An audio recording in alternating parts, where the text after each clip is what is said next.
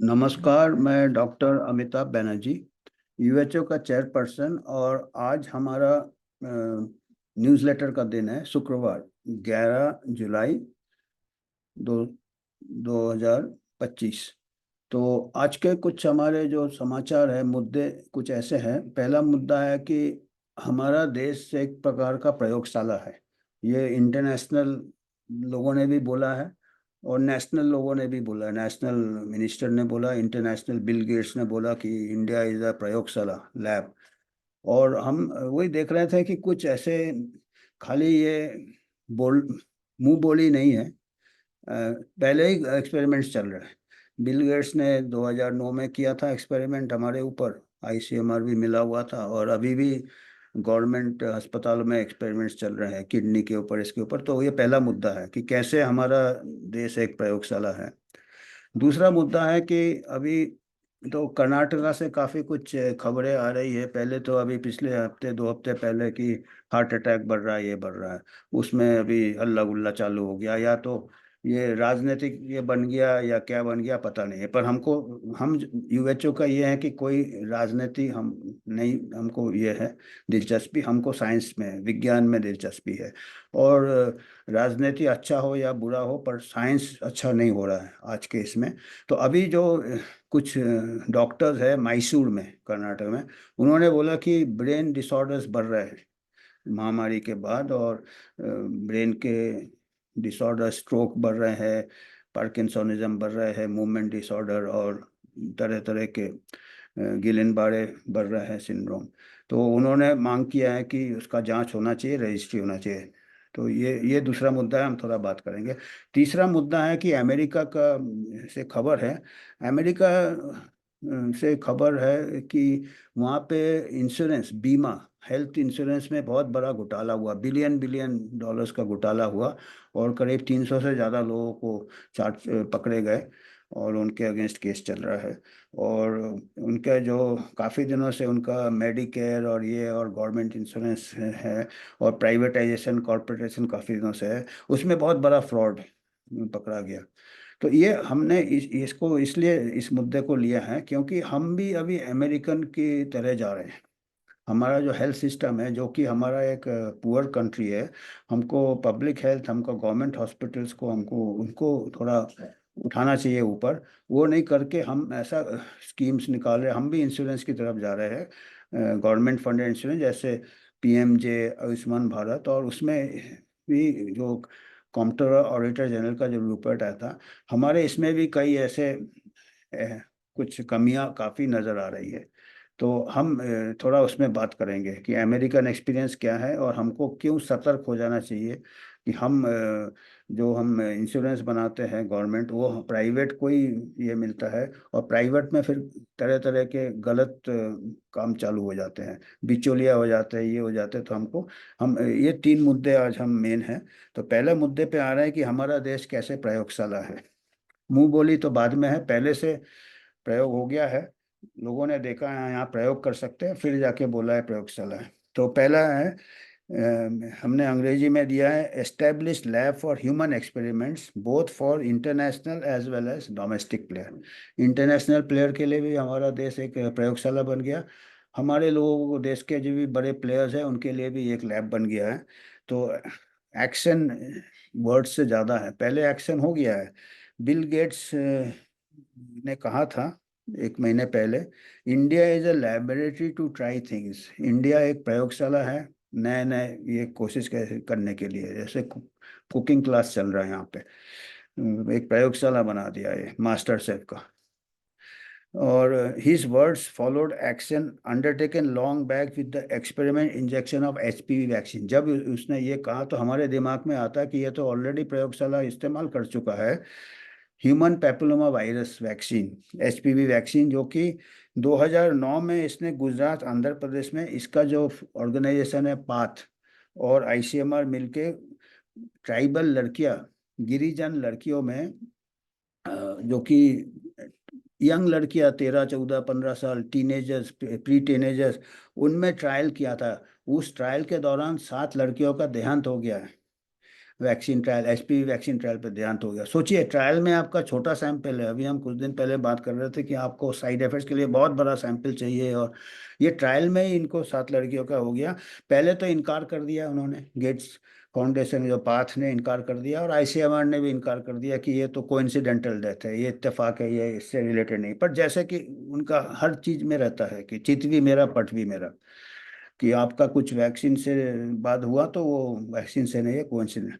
तो वो अब दबाने की कोशिश की थी, और फिर लोगों ने काफ़ी हल्का किया, एक्टिविज्म किया, न्यूज़पेपर्स में भी तब आते थे। तब आज जैसा मीडिया नहीं था, आज जैसा मीडिया दबा दबा रहता है।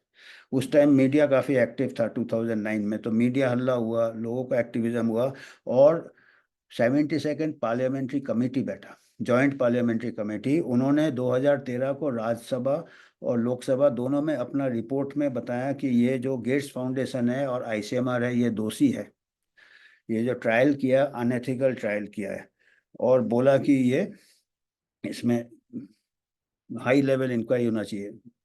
हो गए आज से 2013, आज का 2025, 13, 12 साल हो गए, 10 साल 12 साल हो गए। कोई उस टाइम थोड़ा गेट्स फाउंडेशन को झटका दिया था, अभी तो गेट्स ऐसे ही घूमता है कहीं भी ओके।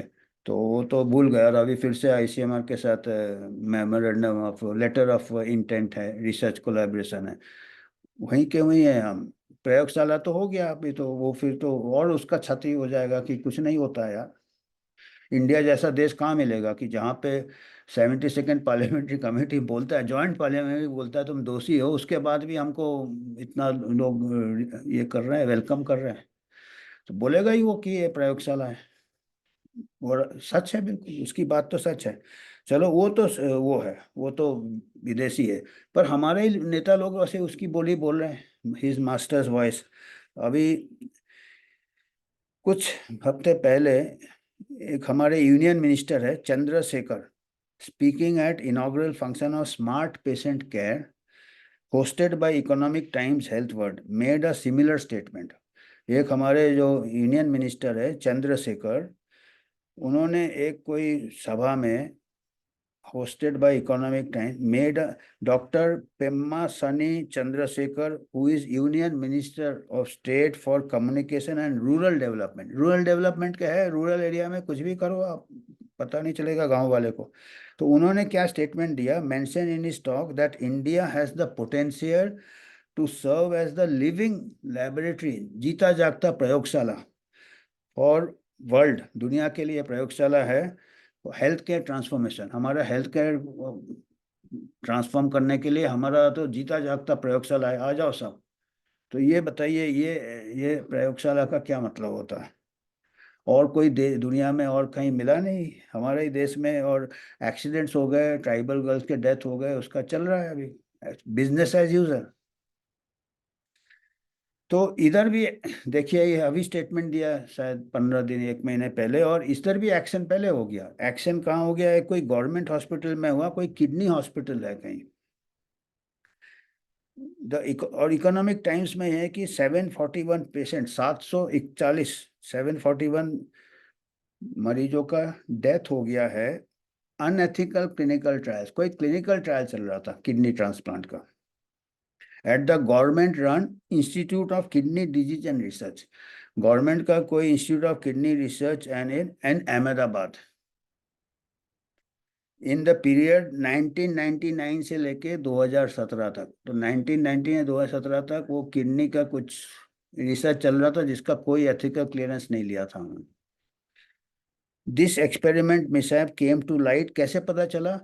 कंट्रोलर ऑडिटर जनरल के रिपोर्ट में पता चला। कंट्रोलर ऑडिटर जनरल जब अपना निरीक्षण किया, तो कंट्रोलर ऑडिटर जनरल ने कहा कि कोई स्टेम सेल रिसर्च चल रहा था। स्टेम सेल रिसर्च होता है जो कि बड़ा ये होता है कि जो बहुत ही इमेच्योर सेल से करते हैं, कि कोई भी सेल, वो है एक स्पेशलाइज रिसर्च है, स्टेम सेल रिसर्च जिसको कहते हैं। तो कंप्ट्रोलर ऑडिटर जनरल सीएजी ने बताया कि फेल्ड हुआ ये रिसर्च जो कर रहे थे, stem cell research on kidney patients.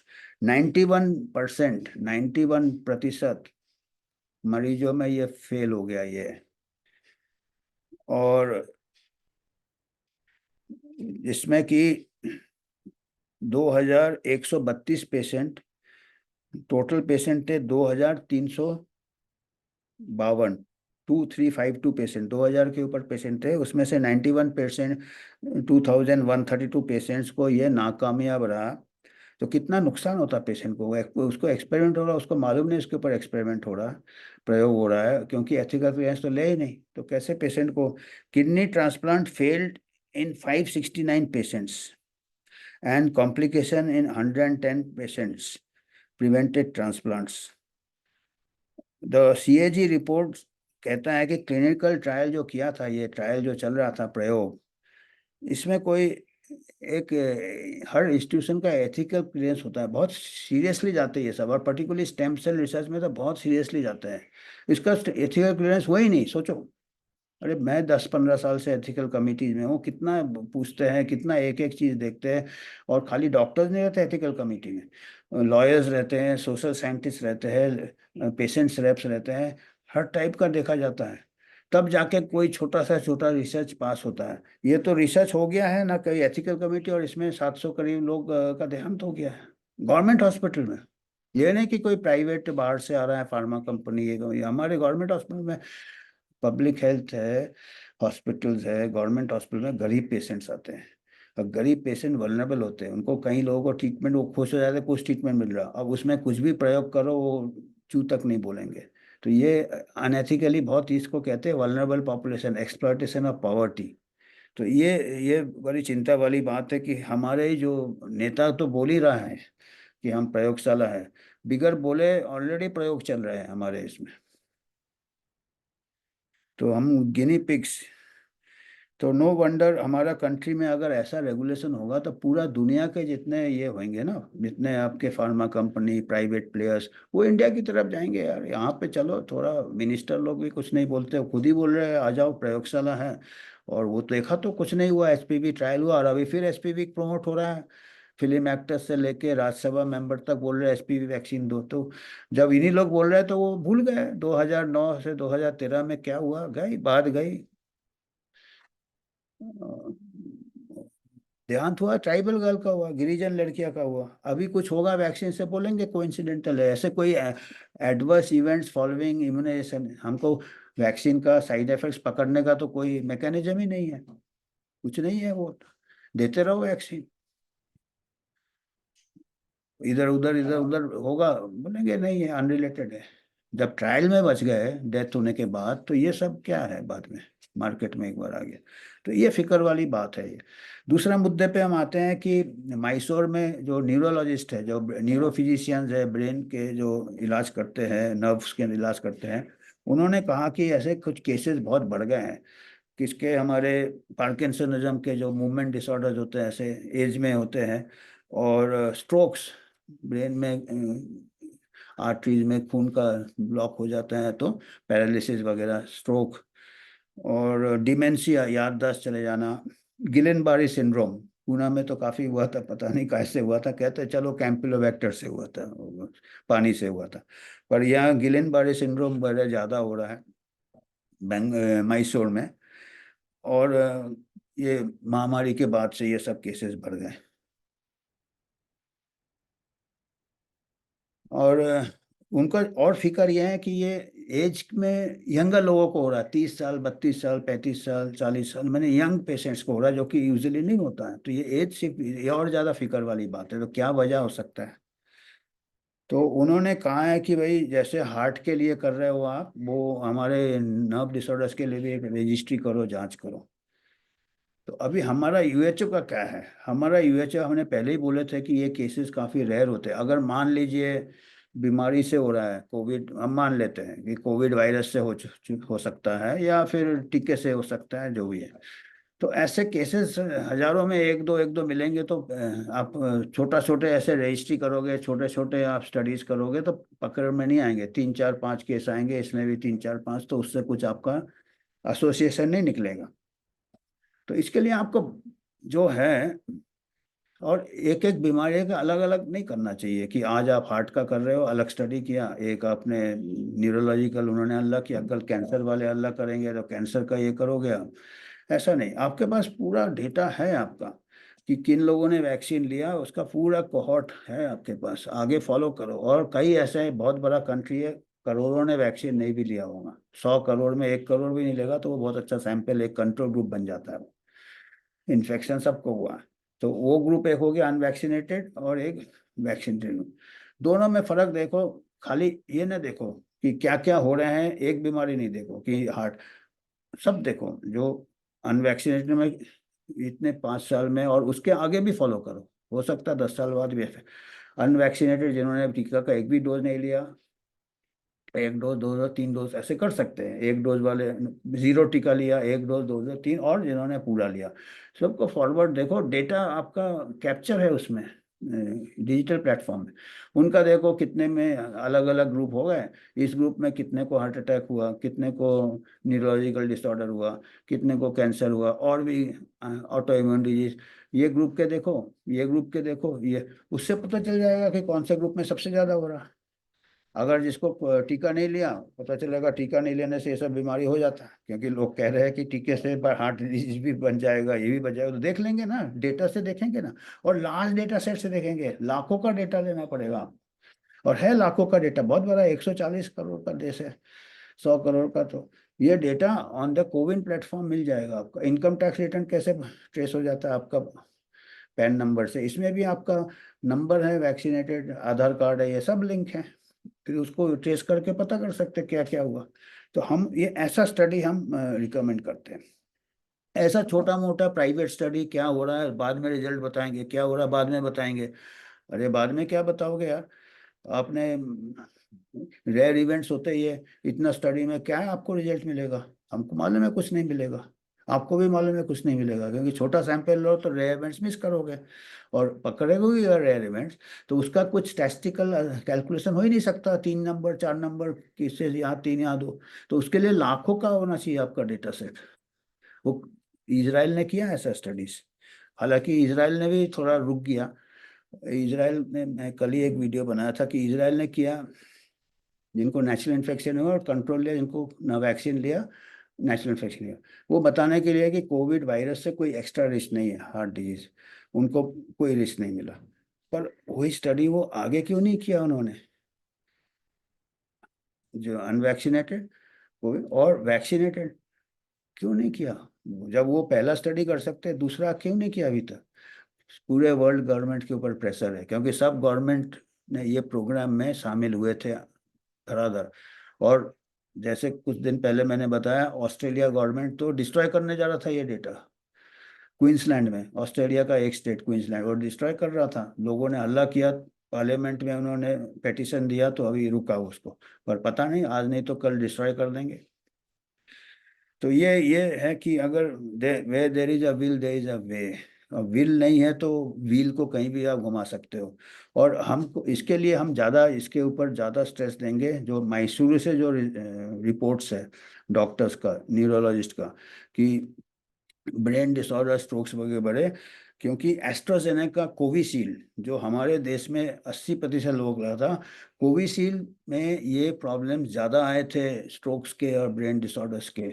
यहाँ तक कि अमेरिका में ट्रायल के दौरान ऐसे केसेस हुए थे, तो अमेरिका में यूएसए में इसका लाइसेंस नहीं दिया था, कोविशील्ड एस्ट्राजेनेका को लाइसेंस नहीं दिया था, और 70 कंट्रीज लाइसेंस देने के बाद उसका यूज लिमिट कर दिया, यंगर एज में लिमिट कर दिया, क्योंकि ये जितने आ रहे थे स्ट्रोक्स और ये यंगर पेशेंट्स में ज़्यादा आ रहे थे कोविशील्ड से, एस्ट्राजेनेका था इंडिया में को, इसीलिए बिलो 50 ईयर्स बिलो 40 ईयर्स उन्होंने सस्पेंड कर दिया इसका यूज़। और अभी जो मैसूरी वाले डॉक्टर्स बोल रहे हैं, वो यंग पेशेंट्स में ही बोल रहे हैं कि ऐसा रिपोर्ट्स आ रहे हैं, इसका जांच होना चाहिए, हम इतना ही कह, हम ये नहीं कहते, उनके कहने से नहीं है कि इसकी वजह से या टीके की, नहीं, हमको कुछ नहीं मालूम है, पर आप डेटा पब्लिक डोमेन में रखोगे, अच्छा इंडिपेंडेंट साइंटिस्ट कम से कम पब्लिक डोमेन से डेटा एनालाइज करें, उनके जो इफेक्ट्स हुए ये सब होना था। तो ये तो एक मुद्दा है। तीसरा मुद्दा अमेरिका से है, पर हमारे लिए काफ़ी कुछ सीखने वाली बात है इसमें। यूएस गवर्नमेंट में सबसे बड़ा फ्रॉड इतिहास में पकड़ा, काय का फ्रॉड था, इंश्योरेंस का फ्रॉड था, health insurance and corporate hospitals, false claims. और ये कहाँ रिपोर्ट हुआ? ब्रिटिश मेडिकल जर्नल, जो कि टॉप जर्नल है। गवर्नमेंट ने 324 लोगों को हेल्थ केयर फ्रॉड में चार्जशीट दिया है। और ये फ्रॉड कितना था? फ्रॉड का amount with health care fraud offenses seizing 245 $245 million. $245 million रुपए में कितना होता? मैंने कोशिश किया कन्वर्ट करने का। देखे कितने जीरो, 3 3 6 7, 2100 करोड़। 2100 करोड़ रुपए का फ्रॉड पकड़ा गया और कैश में मिला। ये 324 लोगों को उन्होंने चार्ज किया, उनके पास से cash and assets. Criminal network that collectively build Medicare. उनका मेडिकेयर का जो बिलिंग था उसमें धांधला किया। गवर्नमेंट का जो इंश्योरेंस है एंड प्राइवेट इंश्योरेंस, और प्राइवेट इंश्योरेंस भी फ्रॉड था। Private insurance $46 billion. 46 बिलिंग कितना क्या किया था?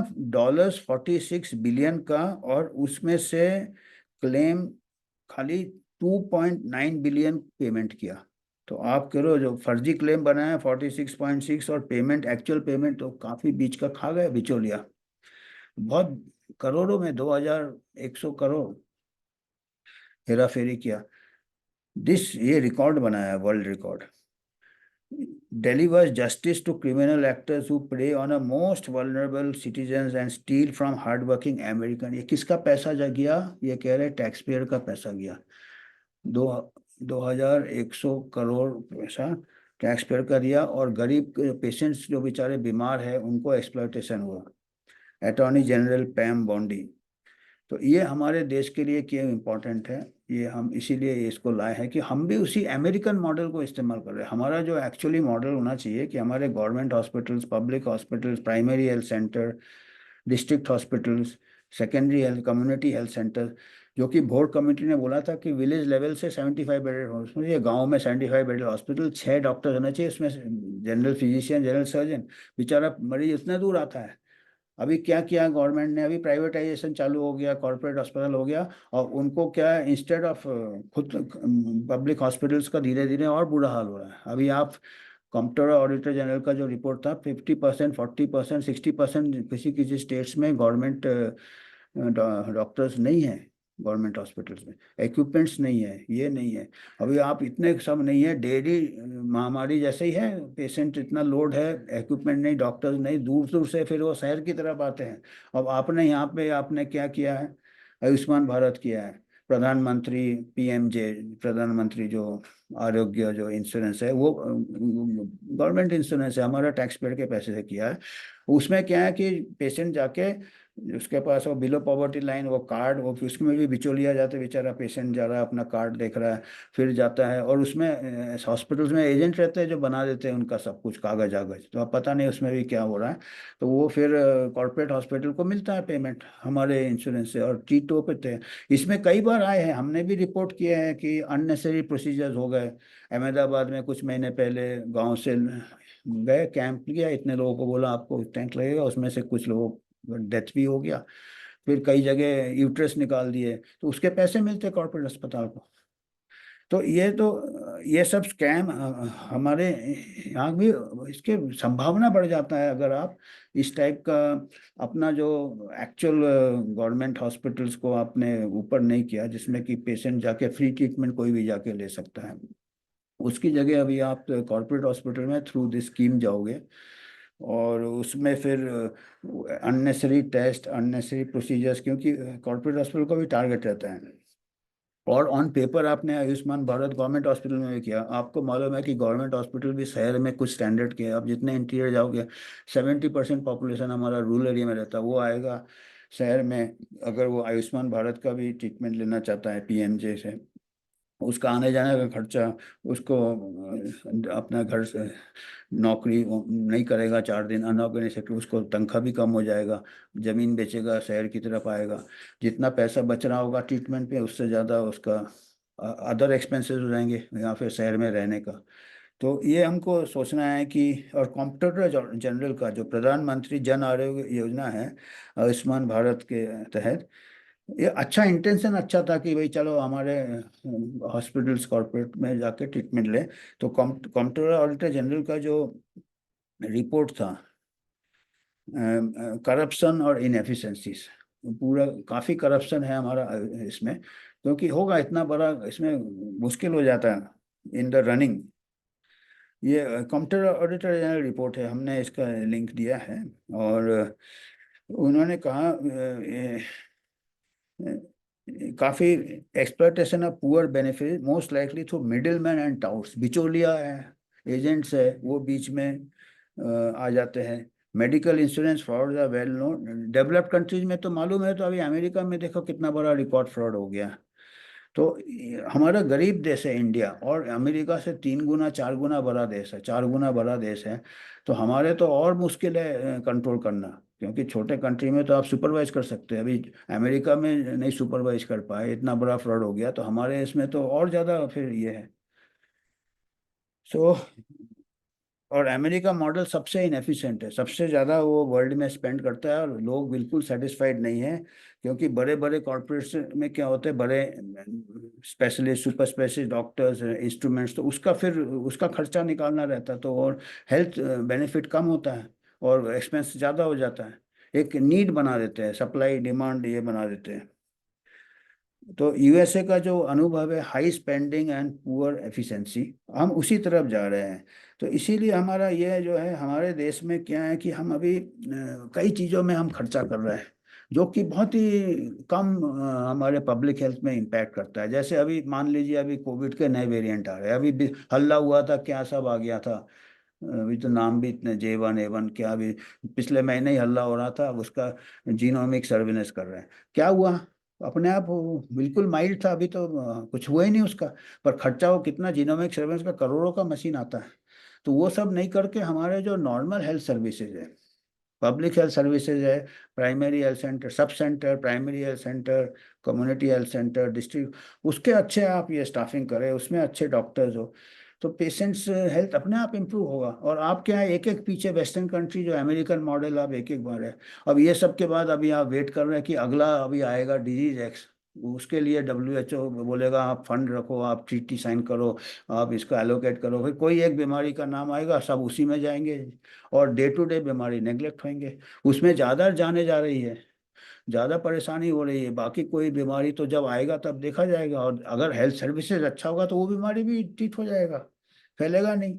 हेल्थ सर्विसेज पुअर होगा तो सब गांव से भागेंगे ट्रीटमेंट के लिए, रास्ते में फैलाते फैलाते भागेंगे, और बड़ा अपनी जगह इलाज होगा तो वो डिजीज स्प्रेड, एक कॉमन सेंस वाली बात है। ये क्यों नहीं समझ में आता है हमारे प्लानर्स को। तो WHO वही बोलता है कि आप अपनी जगह सब हेल्थ सर्विसेज हो तो कोई भी महामारी फैलेगा नहीं।